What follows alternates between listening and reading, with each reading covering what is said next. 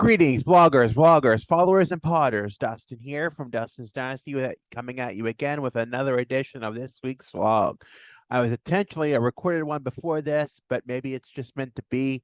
I did not realize the audio was not set properly for the podcast and the vlogs and podcasts today.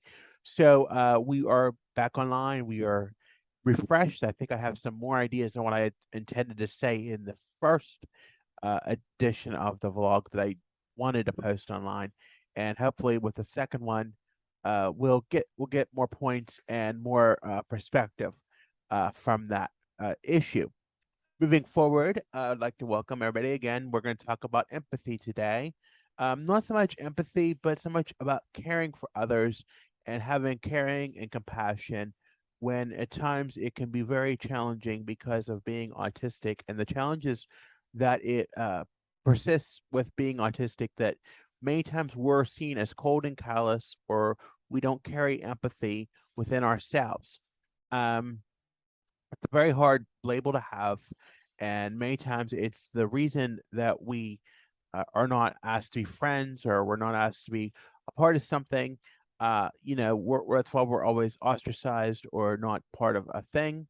And for early in my when I was developing social skills as early as 7 years ago, um, people saw me as that, and that I didn't care, and that I was self-centered, and that I just didn't have a care for anybody or anything. And I don't know what changed into that. Maybe getting closer with some closer people that I had met in the past, or, you know, some people who really took on to me, and maybe I grew and learned as time went on. But I became more attached to people. I don't know how it was, but it was just a gift, and I don't know how to explain it. I really don't. We say people close in the autism community say there is empathy within the autistic human being, although there's a stereotype that's not true, that we don't come off as cold and callous, as I previously said. But there's something that if you really get to know the autistic person, and you really get to develop that bond that you have.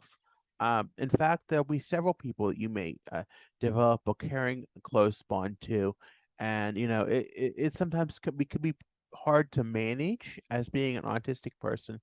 Sometimes we brush things off because we're just too burnt out, and I talked about burnout last week a lot in the video that I did.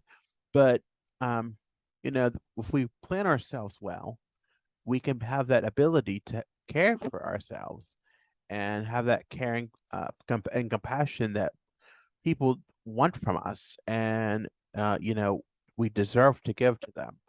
I don't know how to completely explain how it happened. I just started being friendly with people, and I realized that I didn't have to sequester myself to looking for more mature role models, or or as equally as mature, but I knew that I had to be a friend, and that can sometimes be hard to do if you don't know what you're doing. Reading social cues, everything regarding that is hard. But if you have people who really value you for who you are and who you want to be, it can be helpful. If there was, I think that was another thing that really set the tone for having more friends as time went on, and getting those more of those people skills as time went on, was having that understanding, and seeing me when was melting down, or see when I was struggling, and saying it's okay. I think, having that support, and the people who don't get scared when you have a meltdown, or get at them, and I know it's a tough love, and no one knows that other than my mother. And that's a story about my mother that I'd like to get into for the next several moments if I could. So looking back to yesterday, it was a long day. I worked. It's Friday. I do work on Fridays. I came home. I fell asleep for over an hour, and I had dinner, and I was just relaxing. And she called to ask to go to the super center, which traditionally that does happen, but it was the first of the month.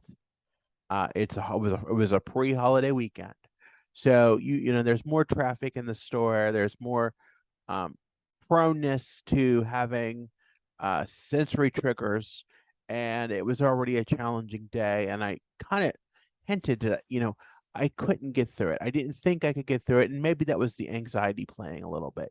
Oh, I can't get through it. And challenge. It was.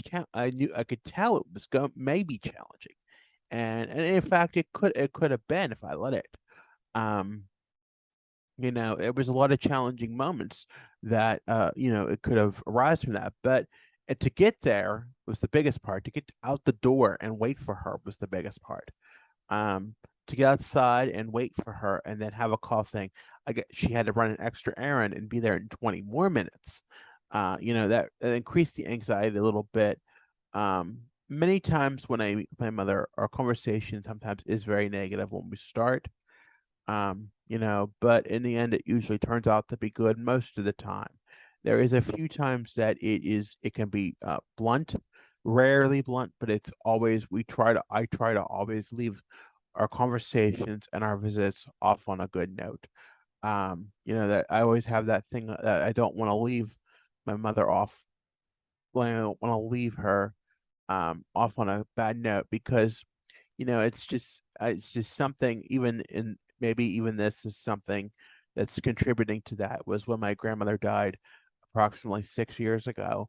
um I didn't know that the one day I would go see her when I didn't really go because I was just self-centered, that would be the last day that I would see her, and I didn't know that the next day she died suddenly from a brain bleed. And it just shows how God or whatever power you believe in puts you in a place to be there at a certain time. And I believe I was meant to be there to say to have that little bit of social time with her and get to know her a little bit, spend some time taking care of her because she was sick at the time. We knew that she was sick, but we did not know that she would die the next day, and we don't to this day know exactly what happened.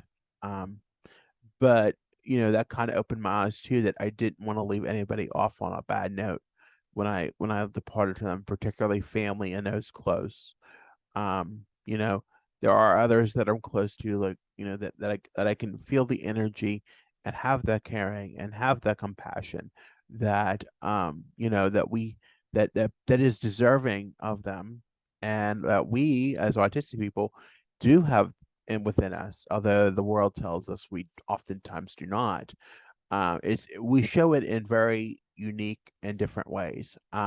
It may be buying something they need, or doing something small, like a small errand, or something that's not as shown as a traditional way of showing love or caring or compassion.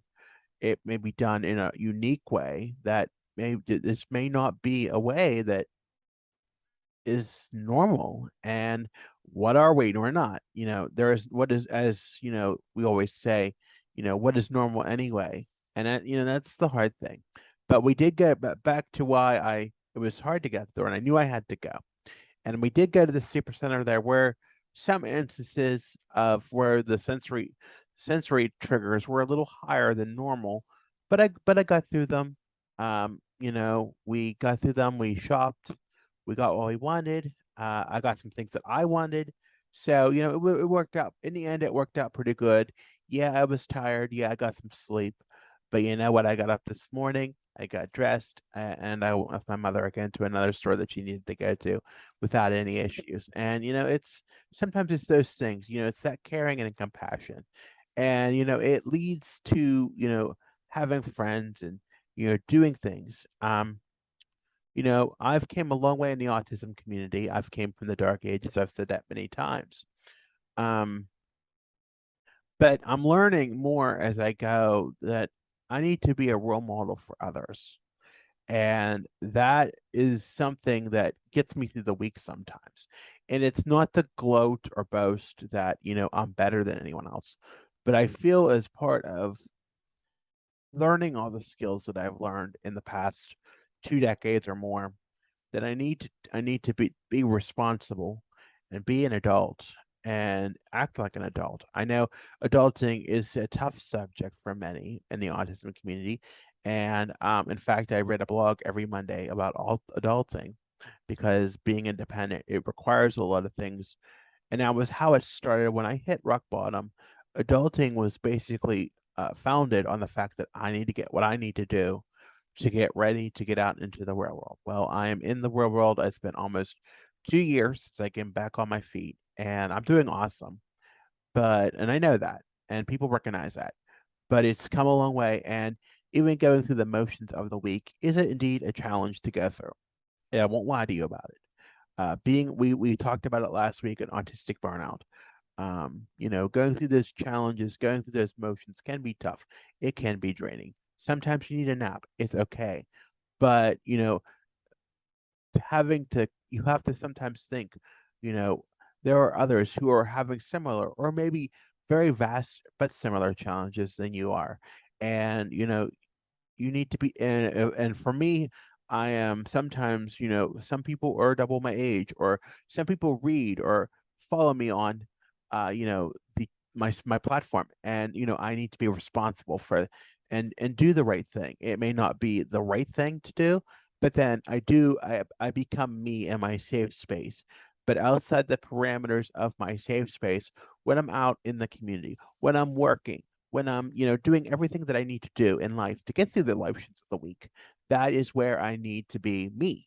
And I need to be me in some context of where I need to be the responsible person, and not so much holding the mask. I want to clarify that, sometimes I do have accommodations at work, and, that means sometimes wearing the headset. And everybody knows I wear a headset when I go in places because that is what I need to do.